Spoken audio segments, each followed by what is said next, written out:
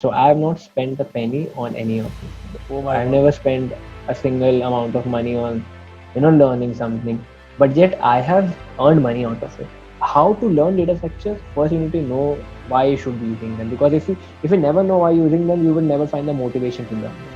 You're asking DSA questions, so I need to get the job and I need to learn DSA.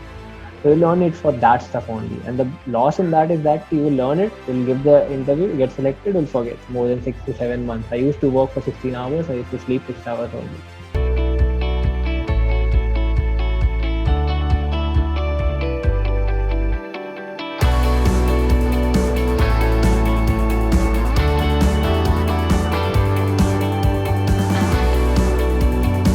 So, hello everyone. Welcome to the Unknowns.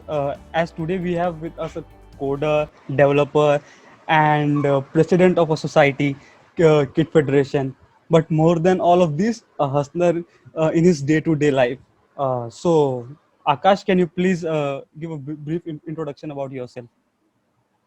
Yeah, thank you, Shubhendu, for having me here. So, hi everyone. I'm Akash Shrivastava, and I am currently interning at Chaos Native, working on Litmus Square project, as well as I am the current president of Federation of Entrepreneurship Development (KAIT).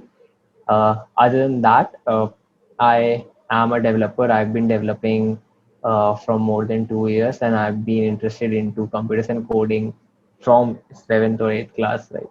So it has been a passion to do CSC and continue with this field. Okay, so means what drives you more towards technology? Like was it was from your childhood or you developed an affection afterwards?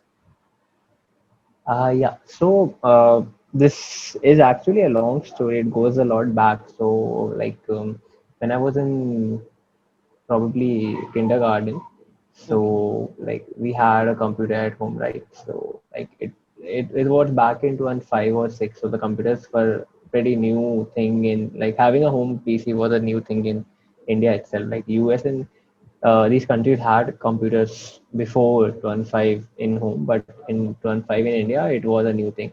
Not everyone had it. So uh, it was a great thing, and I had a keen interest on using computers and everything. And slowly, by going to different stuff in computer, trying to go to settings and all and see how the computer is working. And back then it was Windows XP. So right now we see a good UI, which is very user friendly. And Windows XP was user friendly, but yet it was a bit towards, like, if you want to troubleshoot something, you need to be a good person who understands computer. So like back then I tried to do all those things in kindergarten, right? So I had my elder siblings were mostly the person who were using the computer, so I was the person who was using it after them. So slowly and gradually, my interest in computers grow into the years. And then, like, it was in sixth or seventh class that I had an idea to build a website uh, to work at a startup. Okay, so I Okay. was thinking of building a website and creating a startup out of it. At sixth class. Yeah, in seventh class, I guess. Yeah. Okay. Okay.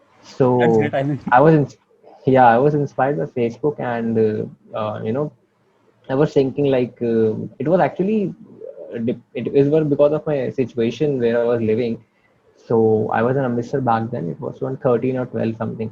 So what happened that, like, where I was living, it was very far from my school, approximately 20-25 kilometers. So not a lot of friends from my school lived around me, right? So like it was difficult, to make a lot of friends around you. So going Yeah. out to play or doing something.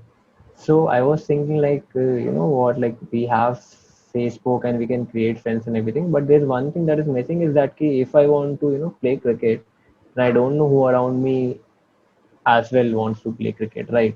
I Yeah. cannot find people with common hobbies. So I thought, okay, what about if I create a platform where people can sign up and they can join different hobby groups around them, right? And like they can go to those places. They can like get a like have a meetup and then go to this places, right? Yeah. So I had that idea back in seventh class. So I thought, okay, let's make a website for it. So I searched on how websites are made, right? And back then, like there was not a lot of information, or not like schools were teaching how to make a website, or I didn't have any senior who was working in this field. Okay. So I researched kind of on it, like how websites work and everything. And like the basic thing that you see is that HTML, right? Yeah. Yeah. So I started learning HTML, and then I saw JavaScript because I was thinking like, how do they manipulate website? Like, how do they do stuff on the website? Like when Oh, I click a button, how do they redirect to stuff and everything? Or the storing. So I learned JavaScript a bit as well in class 8, and then I was curious about like how the pages are dynamic, right? Because I was yeah, yeah. thinking that when I write something in HTML, it is always static. I cannot change. So if I want to store the data that the user is entering, where would I store it? Right. So we were not that much into computer programming because back in 8th class I was in Kendriya Vidyalaya, so they were teaching us how to use Microsoft Word, opening up PC, and like the computer education was not, a very good thing. I would say that was teaching us to code or something like that. So it was very pretty basic. So I didn't have anyone to guide me through it. So I was just lurking around through internet and trying to see what I can do about it. Right. Okay. So now, then after that, like I stumbled upon this thing that Django. Right. So there were two Okay. things I was basically looking at before. One was Ruby on Rails, Hmm. which is like right now also used in some websites, and like a lot of companies use them. It's not very popular among. I have seen that college students and everyone, because not a lot of college students use Ruby, and not a lot of them know about Ruby, Yeah. right? Uh, but so when I saw these two approaches, and there was PHP as well. So I thought, okay, let's try out Django, because they like the article said that it's based on Python, and Python is a very easy to learn language.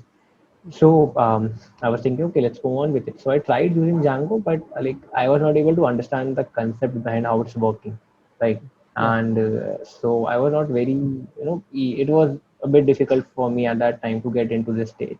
So I contacted a few of my senior who were, like in 11th class, 12th class, and I was discussing with them this idea. And then they went on to do computer science engineering, right? And this was back in 10th class, right? So this whole project like took me 2 3 years to just think about and learn stuff about it. Okay, I was going through it very slowly because I don't didn't knew anything, and I didn't have any help either. Okay. So I talked to them. I told them like this is the idea and everything, and they were doing computer science engineering. So I was asking them like, will they help me or not, and all that stuff. So we had a team. Like I was the only person from class. I had seniors from second year, first year. So like it didn't kind of go up, but it didn't ever went into development as much. I tried to build a bit of it, but it never went into it. So I gave up on that idea. uh, but the passion, but the like the interest for developing websites was there. So I tried back with Django again in class 11th, I guess. Yeah. So I said, okay, let's do it again, let's see how it works, right? So I tried to do it again, but I was not successful in doing and understanding how Django works. So there were two failed attempts at me, and I thought, okay, let's skip it for a while. Let's concentrate on the coding that we are doing right now. We are using C++. Yeah. Let's learn how to do coding, right? I mean, there are paid courses too now. So what do you think about this? People should take the paid courses for the operating system because I have See, it seen the Geeks for completely. Geeks. Now they Yeah, are yeah. giving the paid courses and all those Huh. things. So, see, it's completely up to the person's choice, right? Yeah, yeah, So, I have in my life, I have learned a lot of languages, learned a lot of framework, learned a lot of implementations of the framework. I've been doing Django for over 2 years. I've learned Java as well. I've learned React as well. Right now, I'm working on Chaos Engineering, right, which is based on Docker, Kubernetes, right. So I have learned all these stuff, correct, and I've also tried machine learning and everything, right? So I so did you a have course learned on all those Coursera things as from well. YouTube's and the theory you were learning means reading from the books and all those things. Yeah, so I have not spent a penny on any of these things. Oh I my have God. never spent a single amount of money on learning something, but yet I have earned money out of it. Okay, so I did internship, I did project that made me money from this stuff. Okay, That's and great. the courses that I did on Coursera were, the university is providing free courses for you Yeah. on Coursera. KIT is providing a free course. Coursera has some free courses for these stuff. And so I did a few courses when I was interested in doing, and I actually am a person who is not very concerned about certificates, right? So see a lot of people around me, and even if you go to for placements and everything, when you're writing a resume, so the certificates column where you write, Yeah, I'm a yeah, yeah. certified machine learning developer from Coursera. I'm a certified Android developer, Flutter developer. So that is great. I would not say that it's not great. It's very great that you're a certificate, you're a certified person, and you have learned something. Yeah, But I don't have any certificate to show off, and I've never been a person, who would go out and do a certificate to show that he's capable of doing something. Okay, there are some exception, like like the technical certificates that are industry standards. Okay, so these kind of certificates you might need some time to get into a job, but it is not always a thing to do for a fresher, I would say, right? So if you have certificate, that is great. Okay, if you want to do certificates, if you want to do courses that are online out there, right, do them, right? And if you're getting them for free, that's totally amazing. If you're not getting them free, you're paying a few bucks for them, then that is also great. Okay, learn. That's the main point of it. Do not yeah, just yeah, go out there for getting a certificate. yeah, yeah. Go out there to learn about it. Okay, because if you're just going out there for certificate, right, so then there's not much Nowadays, need of it. nowadays it's like people are participating in more events, and they are getting the participants Hmm. certificate, and they're placing in the LinkedIn. As such means they are Yeah, doing really great. But what's use of this? I mean, what do you think? no, see, that is not a bad thing to do. Okay, so see, uh, LinkedIn is a place to show your professional life, right? Yeah, That yeah, you are doing something. Okay, so even if I go out there and participate in Google Hash Code, and I did participate in Google Hash Code, right, and I didn't secure a good amount of rank. Okay, okay, and I posted on LinkedIn that I participated in Google Hash Code, this is my certificate, and I was, 1 lakh people participated. I was 90. I was in the, my rank was 90,000, 70 something, right? So it's not a very great rank. Okay, mm, but I say that this is my first time, and I've seen that how Google Hash Code works and how what are the requirements for it, and I can be improving myself, right? yeah, So it's not a bad thing to say it on LinkedIn, right?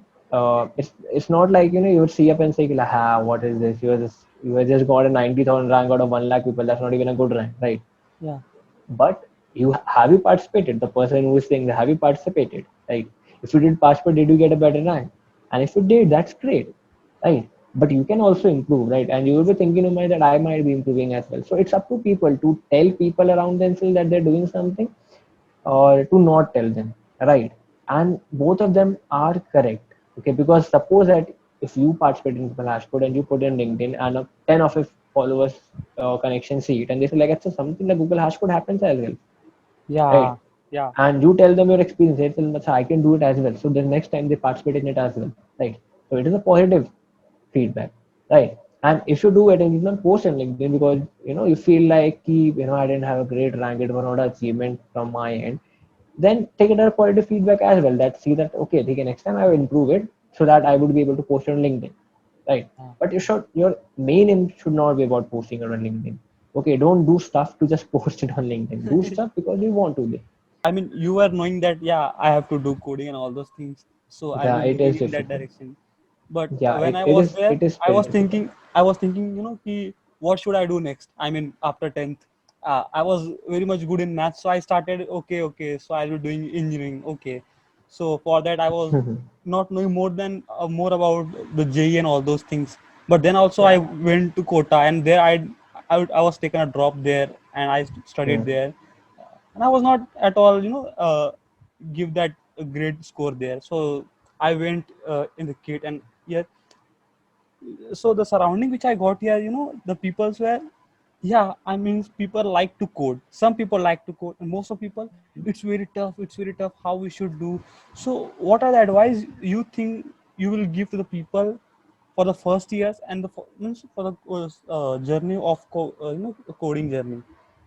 So people are very much doubtful in what language we should choose.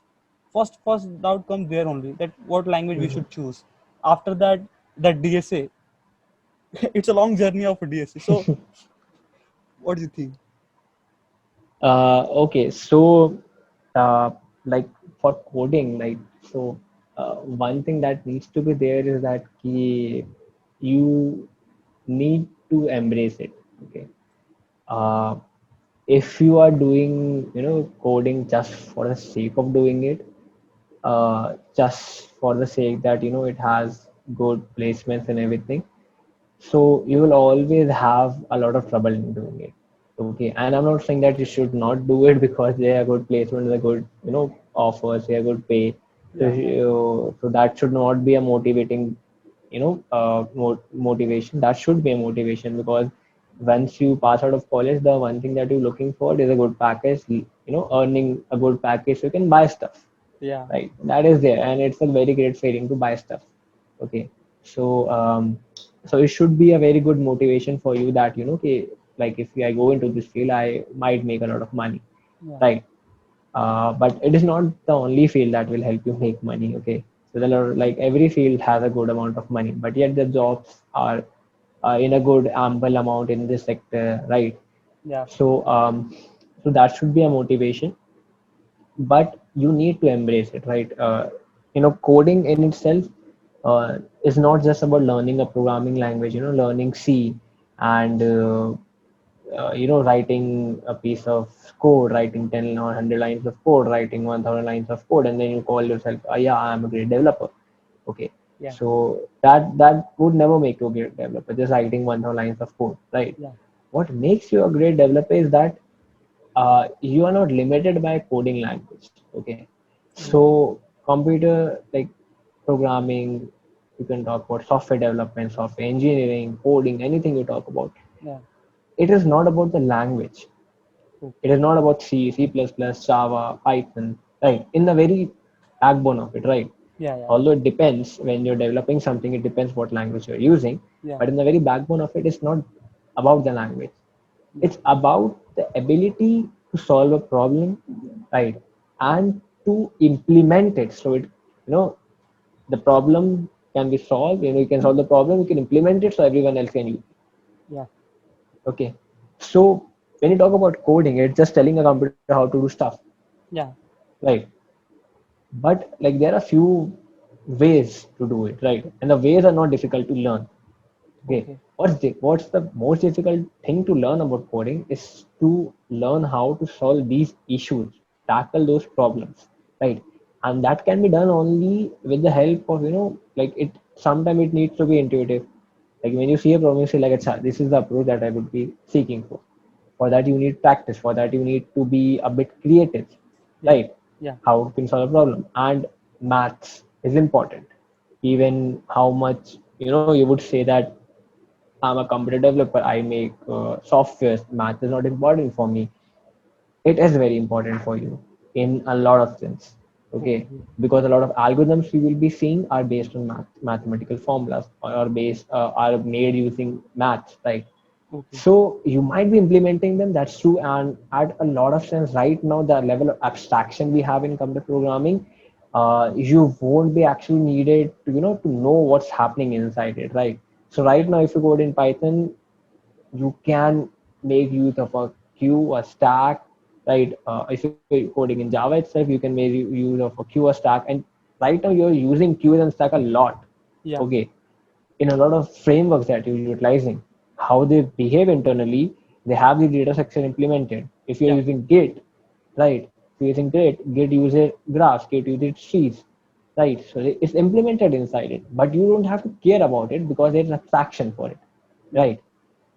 So the level of abstraction doesn't require you to, to know this stuff, and even then develop a lot of programs, right? You can do it without knowing this, but okay, that doesn't mean you should never know them, and that doesn't actually tell, that these are not something that is important for you to do, right? So the one thing that you needs to be very, if you want to actually do well, if you actually want to do good in a programming future, then you need to be a good problem solver in the first step, right? okay.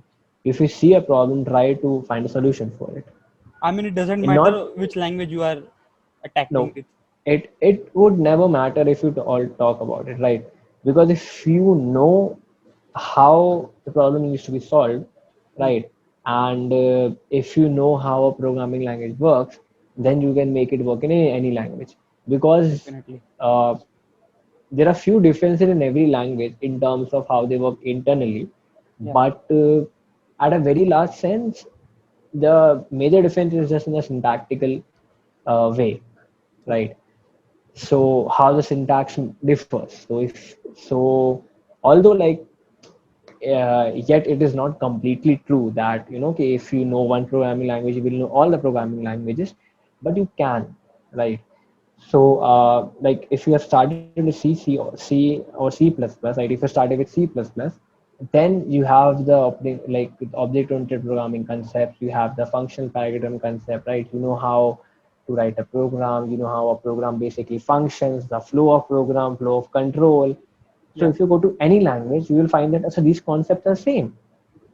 You go to Java, you go to Python, you go to Golang, you go to JavaScript, you go to R, or you go to what other languages are there? Kotlin, you go to Scala, you go to, there's just so many languages out there, a lot of languages. Rust is there, right? So all these programs, you will see that okay, the if statement works similar in all of them, the if-else statement works similar. The for loop is similar. The while loop is similar. The working of them are similar. The flow of the program is similar. The conditional statements are similar. The logical operators are similar. The working logical operators are similar. So the concept remains same about all the languages, right? So it's not difficult to learn a different language, right? Getting from beginner to advanced level would take you time, but that's not a burden, because कि this language is difficult than this language or that language.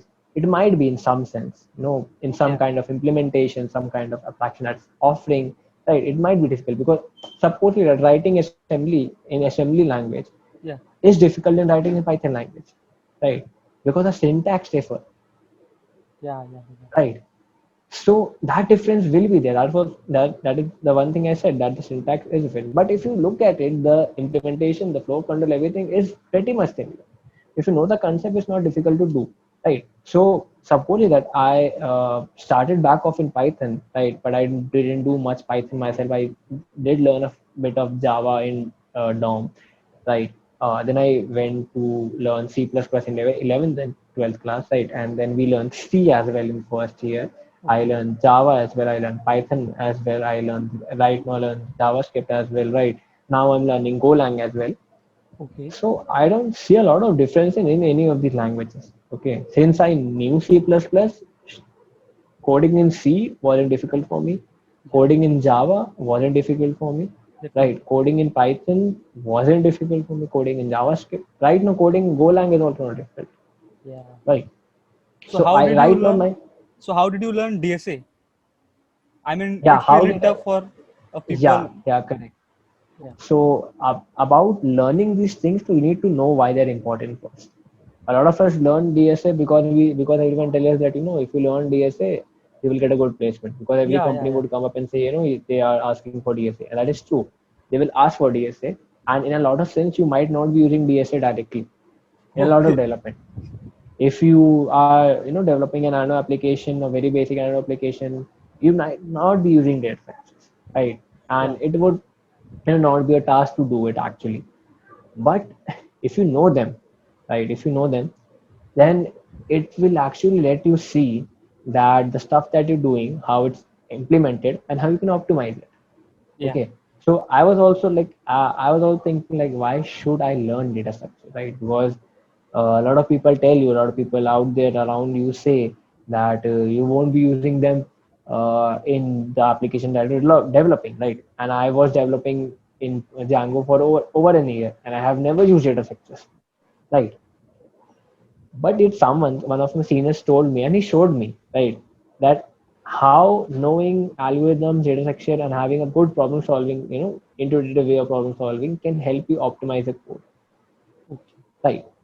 So the implementation is not something that you will find directly of data structure. It is something that you need to find, and you can only find if you think about it. If you think that, how is this happening actually, right? And everything that you are using right now in an underlying prospect has a data structure involved. Okay. Okay. So right now I'm talking to you, right? And if you have studied computer networks, you would know that how much queues are important in routing the connections between people, right? Yeah, we'll be So having in the if next semester. yeah, so how queues are important in routing the packets between you. So queues are about a data structure, right? So it is helping you right now to connect to people around you. So that is a job as a programmer. Oh, Okay, so if like see if you want to become a good programmer, you need to know what impact you are making around you. Okay, if you're building a software, what impact might it might make around you, yeah, right? And only if you know the impacts and the impacts that have already been made, then you will feel good about it. That okay, yeah, like the job, the degree I'm pursuing, the job I'm interested in doing, is actually something that has made a lot of effect, a lot of changes around us. yeah, Okay, yeah. so you need to be passionate. That is the one thing that makes me a lot of lot like makes me a lot passionate about this stuff.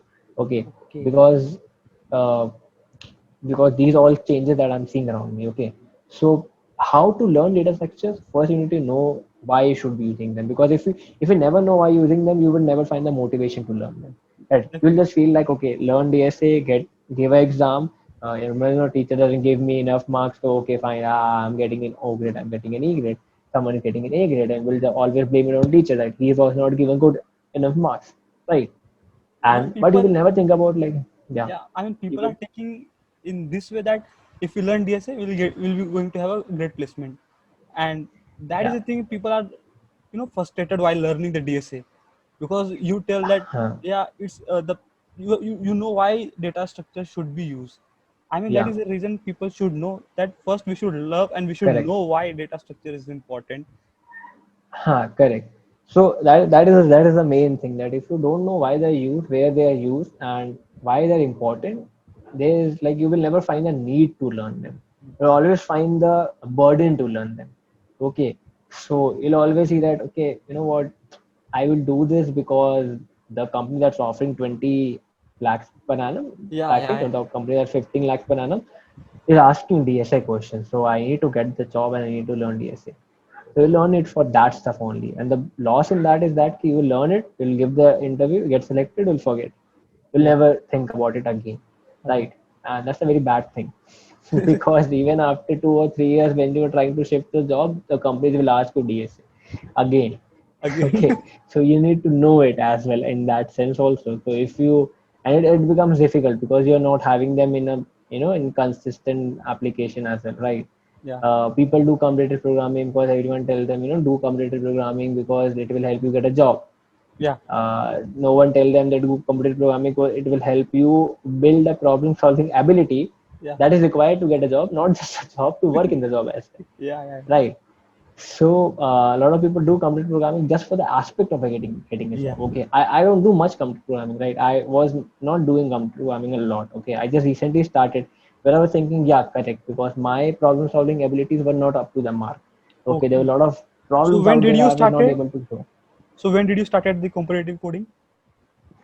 I started competitive coding after in back one like 2 months ago, I guess. Yeah, 2 months ago only. Okay, Like okay. actually getting into competitive coding, solving problems, participating in. So I did a continuous 3 to 4 weeks. I continuously did competitive coding only. I did not do any kind of development. I didn't do I didn't do anything. I just did competitive coding only. Okay. Okay. Uh, So I and mean, which platform do you use for the competitive coding? I mean, the CodeChef, CodeForces. Which platform you use? Yeah, so like I was using HackerRank a lot back then, right? So Okay. recently, I got to know about new platform. Lead Code is there. Yeah, yeah, yeah. HackerRank is there. So I tried all of them, and I liked Lead Code the most Okay. because there are a lot of problem based on easy, medium, hard, Yeah, difficult yeah, yeah. levels, and the problems are pretty nice, and it actually gives you a sense of what you will be using in the daily scenarios. And what I've seen is that a lot of problems are solved on lead code, right?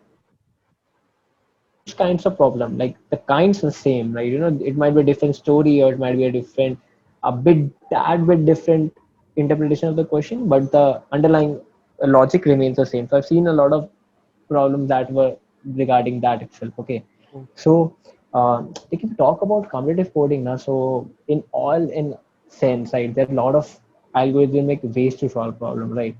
But competitive coding in itself is not a a very vast field, that there are a multitude of questions that every time you give a competitive coding you know uh, contest, it will be a very new problem that you have never seen before. There has never been a solution for it, right? yes. Whatever you see might be an iteration from a problem you have already solved. Okay, if you have been doing it for a long time. But if not, then you will see that problem, you'll solve it, right? Or if not being able to solve it, you solve it after program ends, we'll see how the solution is. Yeah. And then if we go to next program, you'll see it's solved in the previous as well, right? So there's just iterations about, we need to find the iteration, that what kind of iteration you're finding, like this question can't be solved using this logic, just these kind of changes are required, right? So we'll see it a lot, okay, not just in competitive coding competitions, but as well in placements, right? Yeah. So you just need to know the underlying problem for it. Okay, if you can find the underlying problem, the question is not difficult because you might have solved it before, Yeah. right? Yeah. Yeah. So it's just not about solving a problem. Competitive coding also helps you in solving problem in limited time under pressure. Yeah. Okay, because you have 1 hour, you have to solve 7 questions. How will you do it? Right? Okay. That means the easier question, you need to solve them fast. The difficult questions, you can give time to difficult question, right? Yeah. Yeah. But yet you can have a good place. So this is what matters. So I just did not practice on lead code. What I did was, like, every weekend I tried to participate in any amount of coding competitions I can. So for that 1 month, I was like, every weekend I was participating in around 4 to 5 coding competitions just in Okay. Saturday and Sunday. So I was waking up, I was giving coding contest, then I was taking a 1 hour to a break, taking lunch, then I would give another coding contest, and then taking having snacks, something, then another, and then dinner, then another. So it would start up at 11 o'clock in the morning, it would end at around 10, 11 in the night. So for 4 weeks I did Wow. that. So what I saw, that was like, a lot of problems that I'm solving right now are coming in these problems. So I get to see them actually, myself, being able to solve these, right? So I was like, there were, in a lot of competition, there were like 5 to 6 questions. I was able to solve three, or sometimes able to solve two only, sometimes one only, right? In one other competition, I was not able to solve a single problem of it, right? So that could come, that will come. Okay, you won't be able to solve, but yet you will see where you're lacking behind and how will you perform in an environment where there's time limits. Yeah. So there is that thing which is very important. And one more thing it will help you is to know the language you're using a lot better. Okay. Because in C++ we have the STL, standard template library, Yeah. Yeah. which Yeah. Yeah. Yeah. in it we are taught in second year, right? But we never actually use it a lot. Okay. But if you go to code programming and you code in C++, then you will use that a lot. And you will see that it is very, Yeah. I needed. have to learn that STL when I was doing competitive coding. I Yeah. was I was not able to read the code, means Yeah. what they have written. After that, I got to Hmm. know that yeah they have applied STL and all those things. Yeah. Correct. So I took the And course of Abdul Bari. So I got to know that yeah means STL is required. huh. And one thing personally I like about the competitive coding is when the problems are there and the problems are very a kind of connected problem. Like I Yeah. was solving a problem of COVID. I mean, this Hmm. problem is really, I'm able to solve the problems like this. So these things really get for me because now when we are solving the problems which the faculties Hmm. give us, it's like yeah, print Hmm. the star, print all those things. Yeah.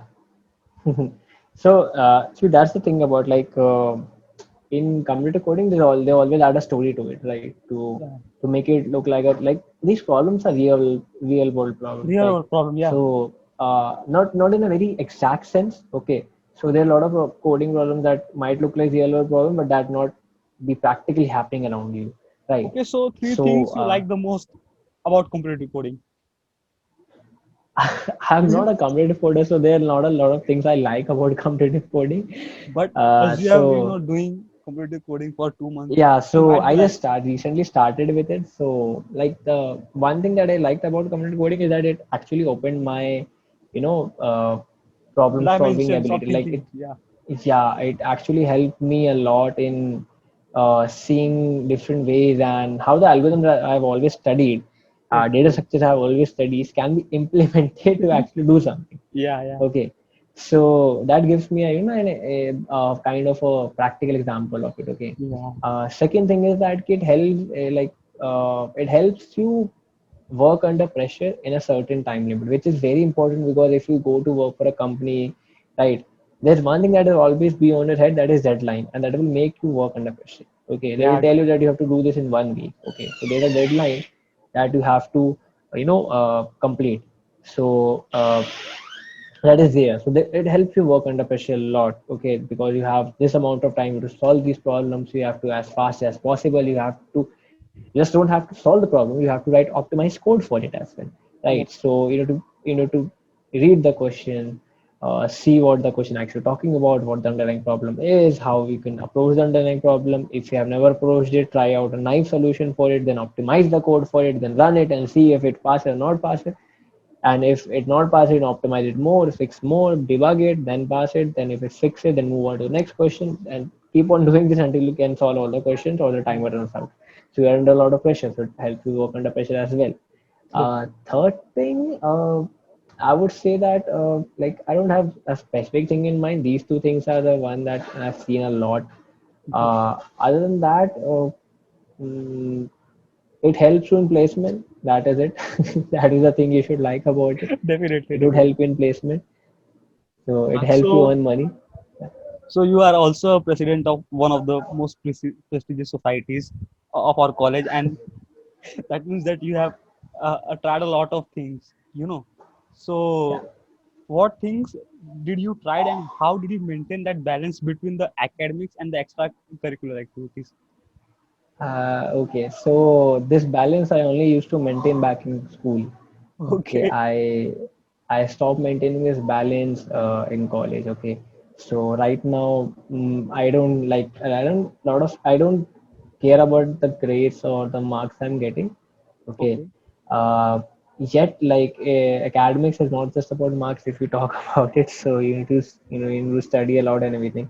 But so in our sense, like what we are doing right now, what we are building right now is also a technical study for our sense, right? So if we are being developers, if we are being community coders, so it is a technical study for us as well, right? So like a lot of courses end up in second year itself or the fifth semester itself, right? yeah, So the balance I left maintaining back in school itself. When I joined college, I was not. I was about in first year. You are always about a bit, excited to maintain. But as you go through the first year, you always feel like it's not worth the effort to maintain the balance. But yet, yeah, like I have been doing a lot of stuff. Okay, so in extracurricular terms. Okay, so I didn't I have wrote in the form I think that you gave me that I make movies as well, right? So yeah, right yeah. now I'm not doing them, but I used to. I was So going to ask the I next question about the movie making itself. So, why did you like the movie making? yeah, I'll come to that after this one. Okay, okay. So yeah, so like managing is going to be difficult always, right? So I remember like right now, so you're at home, so it's not difficult. You can have a class in front of you Definitely, going, yeah. and you can have your work at it, and everything is remote.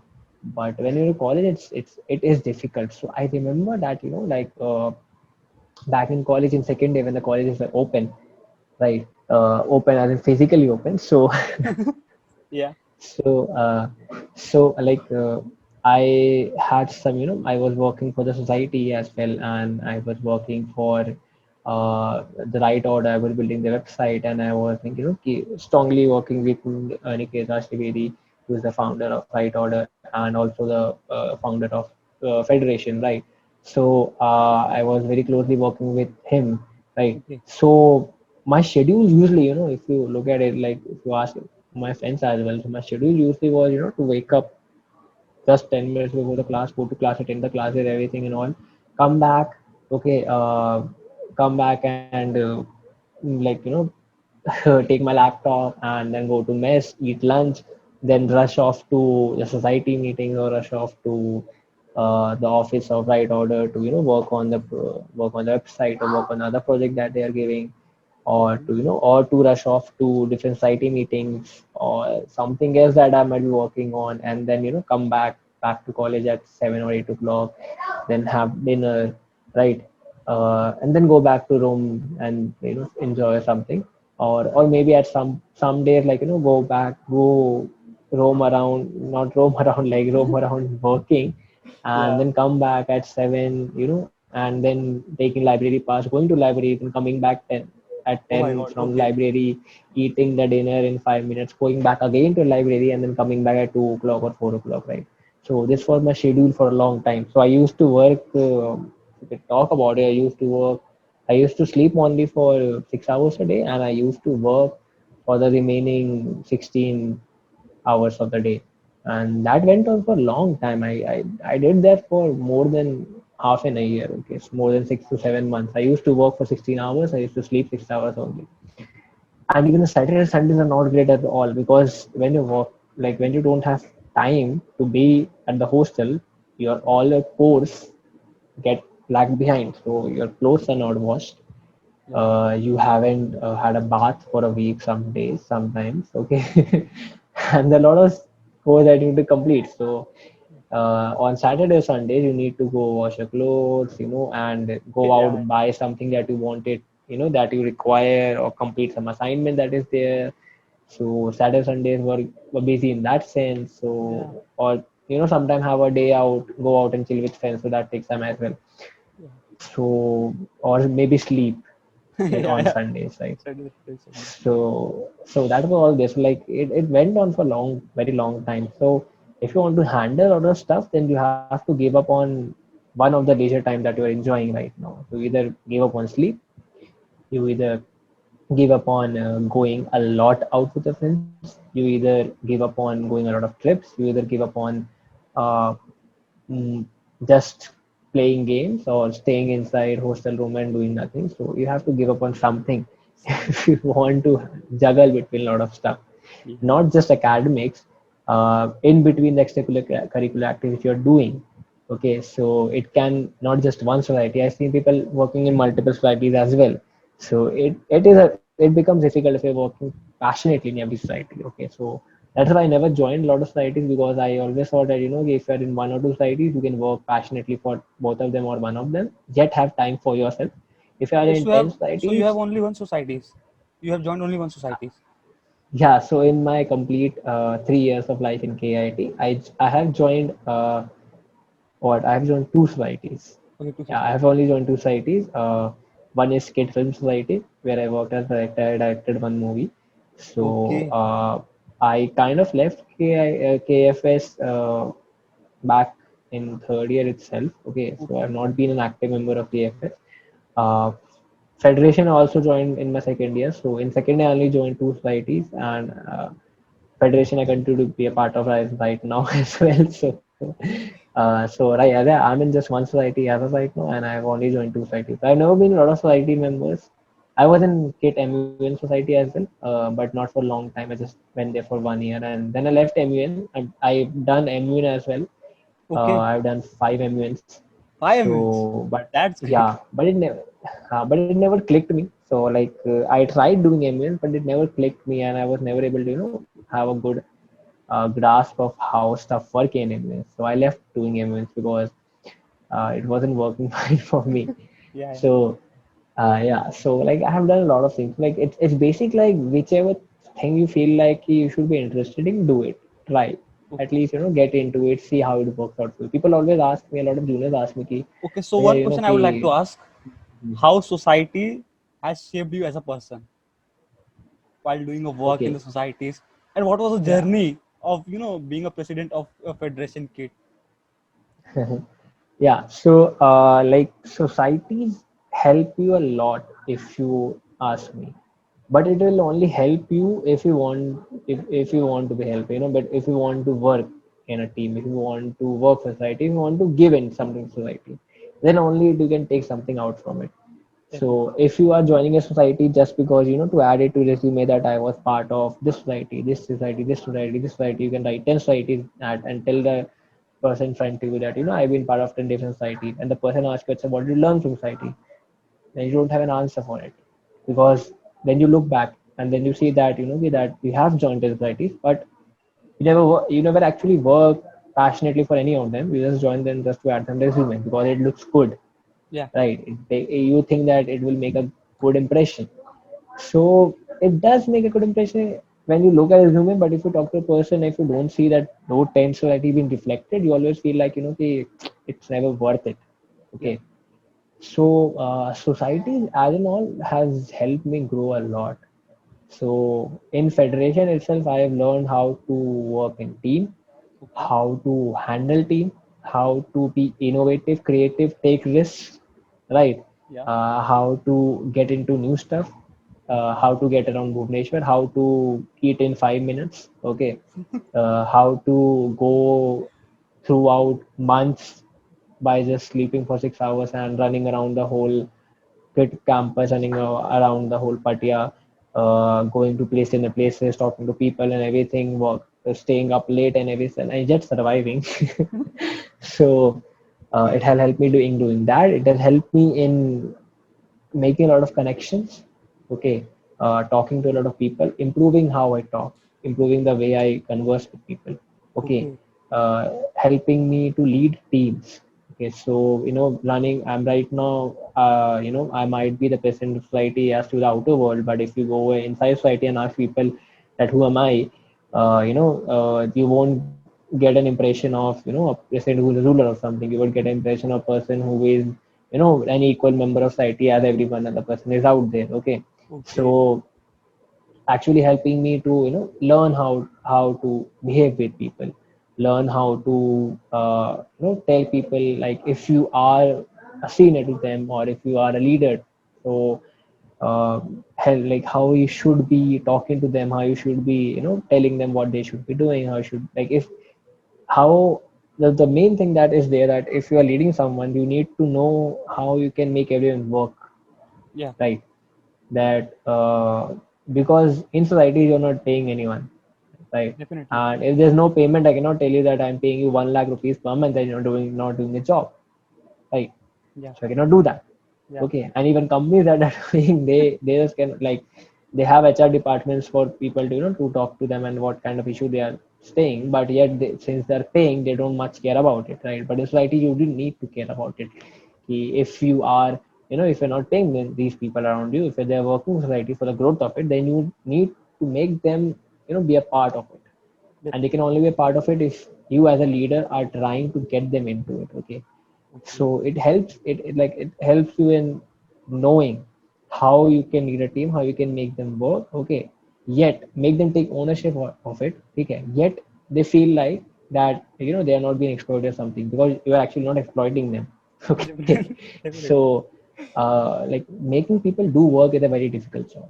Okay, if you ask someone to do something and you tell them, okay, you know what, you can do it for free for me, right? Yeah. They would say like, you know what, I don't know.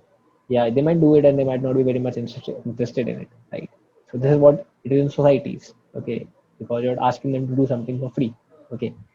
And everyone in the society has a goal, that if someone is passionate about it, they will think about it, like I will work towards my way to become the president of society, okay? So, but not everyone can be a president of society, Definitely. right? Uh, Yet you have to make everyone feel like that that their contribution matters as well, okay? Yeah. So it is not just me who is doing everything, it's also not me who is taking all the stuff from it. So uh, it will always if you are part of it and leading it, so it makes you become empathetic towards people, okay? Yeah. It makes you it also helps you gain a standing of wider perspective, okay? Because like if you are a member and if you are leading a team that have people working in different departments, like we have operations department who handle all the operations, who handle all the support when we are doing online events, we have the technical department who handle all the technical work, we Okay. have the creative department which handles all the posters we are making, which handles all the mails we are sending, captions we are writing, and everything that is related to creative. We have the marketing department handles all the marketing part for it. Yeah. The sponsorship department handles all the sponsorship. They bring in money for us. So, what are the piece of advice you will give to the people, to the juniors out there? What are the piece of advice you will give? were in the first, second, and now in third year. Yeah. As you have So the cracked, first I got is, to, and yeah, I got to know that you have cracked the Maya Data Company and all those things. yeah. So So yeah, so congratulations for I'm that. working in, thank you. So I'm working in care, like I'm working as an intern right now in Chaos Native. So correct. So one advice, like, to first is having joined it, so I Yeah. don't know what advice to give to them, Yeah. but the people it's coming right now into second year and to third year. So the one thing that you should be working on, right, is becoming, like specific for third year, like it advices changes from year to Yeah, year. yeah, So year for together. third years, yeah, so for third years, I suppose that many of the third years would have you know a plan for them right now. Ki what kind of company they want to go for? They want to go for technical, they want to go for non-technical, right? Or like whatever they do want to do, right? So they might have a plan for it. So right now, I would suggest them, I would advise them to work on that plan. Okay. Okay. So I know more about technical, so I'll tell about technical only. So if Yeah, you yeah, want to get into a technical placement, if you yeah. want to get a job in a technical company, like so one thing that is very important, and everyone will tell it to you, and it is important because it does happen, is that you need to do competitive programming right now. You need to learn data structures. You Okay, need to learn operating systems. You need to learn database management systems. okay. Okay, these three subjects. And what about computer organization and architecture?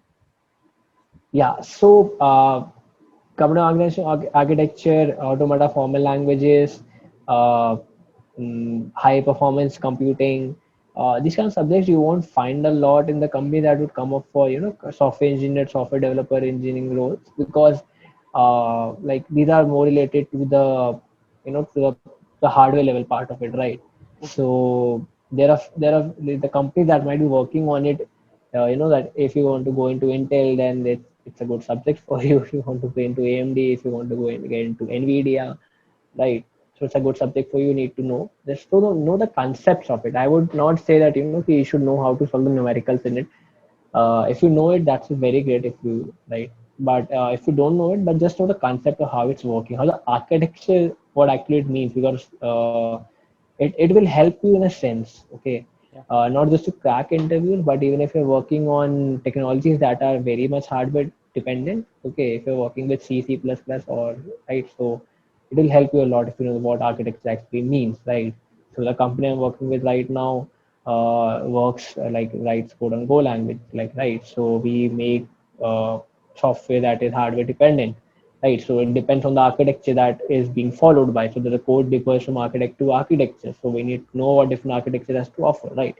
So it will help you a lot if you know how the architecture map is. Okay, then only you can write codes for different architectures. Okay, so but yet in placement they won't ask you that, because it is not a very direct thing to ask. So the major thing that I have seen right till now and that I've heard right now is that database management systems, operating systems, and data structure and algorithms is the three core thing that will be there always in every technical interview you are going to give.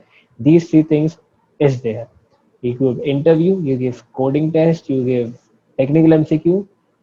These three things are going to be there. Okay, you will not find a company that is not going to ask you a question regarding this. Okay, they would come up to you and ask you that, okay, just tell me how does a database, what do you know about database management systems? Okay, what is concurrency issue in database management system? They might ask you, how does a database roll back stuff? How does a database actually works internally, not just externally, right? So we need to know it. You need to know SQL as well, because SQL is a very important thing to do, right? And you need to know how to write queries in SQL, what are different queries will do, right? So and about operating systems, you need to know, like, okay, operating systems in and all, like you might see questions coming in from different topics, right? They might see questions from deadlock, you might see questions from concurrency issue, you might see questions from bankers algorithm, yeah, right? And some question you might see from based on practical information, cell scripting, Linux terminals, and everything, like what kind of command you might be writing, right? So these kind of questions might come in. and from DSA question might come in from for tree data structures, for linked lists, queue arrays, and everything. And if you're doing competitive coding, this is important, right? So it will help you in that as well. You also need to know how the if you're writing a code, how it is actually having it, about memory allocations regarding to code. Okay, so there was this question asked in interview that how the the variables and everything that we declare them are stored, what is heap memory, what is stack memory, how they differ, right? So these kind of questions are important as well. So you need to know a lot of stuff, okay? And it is not something new. This is all you have been studying. So what are the question they are going to ask you is mostly from whatever you have studied in all your technical academic courses, right? And implementation part of it, right? So you need to be known about it if you want to crack. Okay, so now we can move ahead for that. So Yeah, the we can go first, with rapid fire. Okay. so the first question is Google, Microsoft, Apple, and Amazon. In which one would you like the most, or do you would like to work? Okay.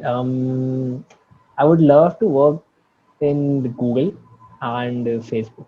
These two companies.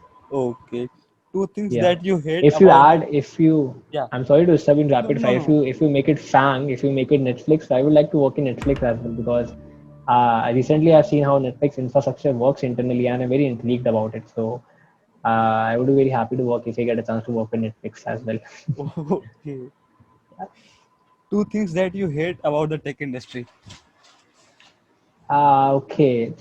One would be that there is like not in a lot of all the companies, but in some companies, so there is very less importance given to employees, right? So sometimes it affects you in a lot of senses, right? So that is the one thing, right? But it's just not with tech industry, it's every industry, employment sector out there. Yeah, yeah, yeah. So it's not specific to it, but yet because I'm working in, so I've seen it a lot. So deadlines and everything they affect you a lot. Okay, so there's one thing. Uh, one more thing that I hate about the industry I'm working in. Uh, mm, no, I don't have a direct answer for it. So I actually love a lot of stuff around this industry. We made So and we make I'm not saying this. Yeah, we make rapid fire questions like this only, so you can think more. Or yeah, no. So no, that's the thing. Like I don't have an answer right now in my mind. So okay, that's I'm not saying this because I want to work in the industry, but because I actually love a lot of stuff about this industry. Other than that like there's a lot of pressure and hectic culture sometimes in a few yeah, companies. Other than yeah. that. So okay, so the third question is if you had a chance to meet one of the entrepreneurs from dead or alive, so from this entire world, whom would you meet? Okay, chance to meet entrepreneurs. Okay, Yeah, cool. Uh, there would not be just one single person. I would not say I do not idealize one single person only, one single entrepreneur.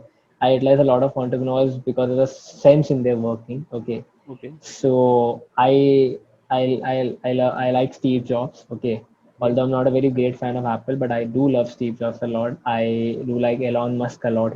So these are two popular people who are out there. okay. Uh, Other than that, mm, yeah, like in the rapid fire sense, these two people would be the one I would like to meet. Uh, and there are a lot of other people, other entrepreneurs that I have heard about most, but these are the two that come to my mind first. And I think it is also because they are very popular. They have been very popular. Yeah, yeah. That is the thing. Okay. So top three favorite movies or a series list? Okay, so are these based on some specific genre, like based on No, tech or whatever something, you or feel like? like. Acha, okay. Top three series. I would say like I like Silicon Valley a lot. Okay. Okay. So Then Silicon definitely, Valley. you might be liking pictures. Have you watched the pictures? TVF Yeah, pictures. picture. Yeah, TV pictures, correct. Yeah. Yeah, yeah, So yeah, TV pictures one of them. I like if you talk about a complete series, like a proper series, like not a mini web series kind of stuff. yeah. So Silicon Valley is one. Okay, Uh, I like Brooklyn Nine-Nine a lot. okay, Uh, with like and mm, it's a bit difficult to rate others one. So uh, I would just stick to these two because the others one are very similar. Like they have the pros and cons. So Silicon Valley and Brooklyn Nine are two things, and Okay, so your favorite director and why? I mean, who's because you like the filmmaking, so you might be knowing the directors yeah, as well. correct. So I actually like in terms of Hollywood movies, I did not watch a lot of Christopher Nolan movies beforehand, but I've now watched a lot of them. So I love Christopher Nolan a lot because his sense of Same here, in same here. yeah his time, like there's a lot of things in this movie that always keep you intriguing, and he at some points of time he keeps an open ending which keeps you thinking a lot, right? So he is there, and I actually like the Russo brothers directing the Avengers, Infinity War and the Endgame. So I think they did a very great job in doing that, and there were a lot of stuff that needs to be done, and I think they completely fulfilled it it very properly and everything. Yeah. So and I like Taika Waititi also in a sense for Thor Ragnarok, right? Because the complete Thor series, Thor one and Thor two, were not doing great, and then Taika Waititi actually made Thor three a very great film. If you compare Thor one and two and then Thor three, there's a lot of distance in the movie, and Thor three, were liked by a lot of people as compared to Thor one and two. Yeah, yeah, yeah. So he did a really great job in it, and I've seen the person like the director as well, not just in the movie, but as in it being himself. So I like him a lot as well. Oh, Uh, like other than that, I think these three people I've okay, okay, uh, always talked about a lot the most. So okay, okay. So three things you would try to do before you die. one of my goal is to work for a, a very like one of the FANG related companies like that talked about working for Netflix or Google or Facebook, right? And actually Yeah, learning about the development strategies they use, yeah. working in that environment and getting to know about it better. Okay, One more thing I'd like to do is to actually make a product that can bring a change or impact in the world and maybe get into a startup field, right? okay, Become an entrepreneur. uh, Third thing I would like to do before I die is mm, make people around me happy. Yeah, that's create great. an impression of a lasting impression that people might think like, okay, this person was, might be they might met me once or twice or maybe for a few knew I knew him for a few years or maybe good friends with him, and that he made a change or made an impression or an everlasting impression to people's life. So that they not might not forget me after just meeting me once or twice. So that is the one thing. Okay, so a person who inspires you apart from your parents. Okay. There are a lot of people who inspires me. Like I talked about the famous people. Told you the directors. I told you about the entrepreneurs I wanted to meet. There are a lot of political leaders out there as well. There are a lot of my juniors as well who inspire me a lot. There are a lot of uh, my seniors. There are a lot of people in my age group as well from my school and everyone who's doing a great job out here. So like every one of them inspires me. If not just if they're doing something, not just if they're doing something, even if if they are making an impact or just staying there out there for people. But if you Even want in to this say one to two people, so whom they will be apart from your parents? no, I won't be able to say that because I truly like everyone inspires me, not equally, but yet in a sense that that brings a change about in me. So Yeah, like suppose you like the people I've seen a lot of people working during this COVID times, helping people out there, right?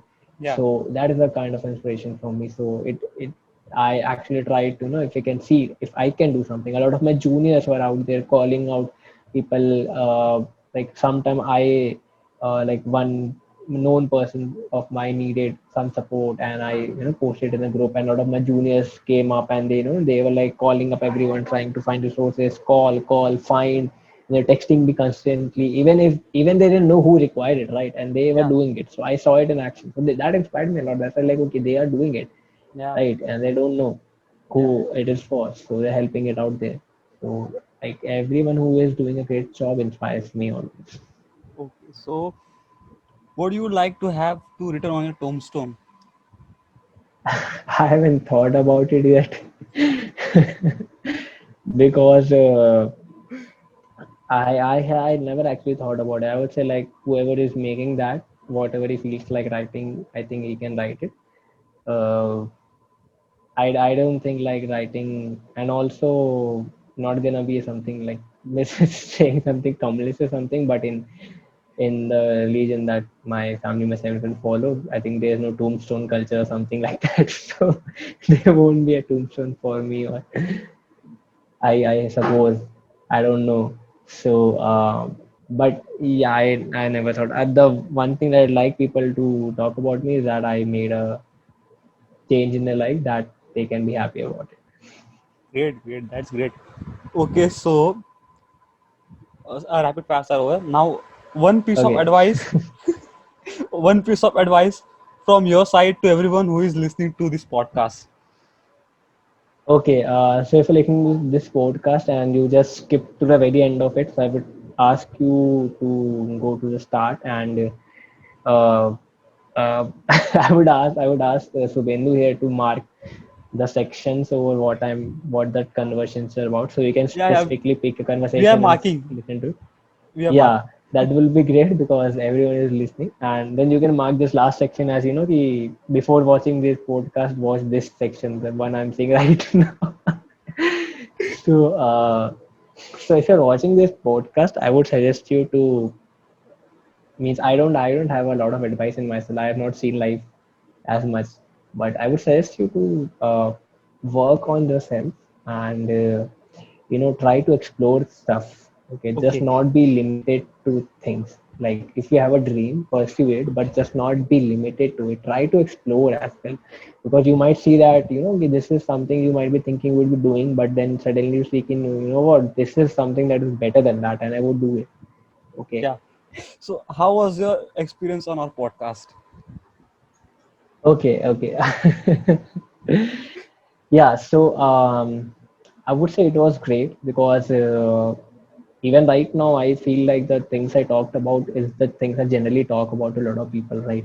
Yeah. So having this recorded is a good thing because now I don't have to talk to different people. I'll just show them this podcast. You know what? This is what I'm going to talk about. So listen to this. It will save me a lot of energy. So then that side it was great. So, thank you for accepting our invitation. Yeah, it's very Sure. great to have you here. Thank Because you. you were having a really hectic schedule and you took a time for this. I'm really grateful for this. Thank you so much. Ye- So Yeah, sure. I so would be yeah, happy to come again if you want to talk about something else as well. definitely. If people watch this 2 hour podcast and then they say, you know what, they could have been 1 hour more of this, and I would happily do the 1 hour more of it as well. Okay. So this is Shubhendu Pandey signing off along with Akash. Thank you guys. Thank you, everyone. Thank you for coming.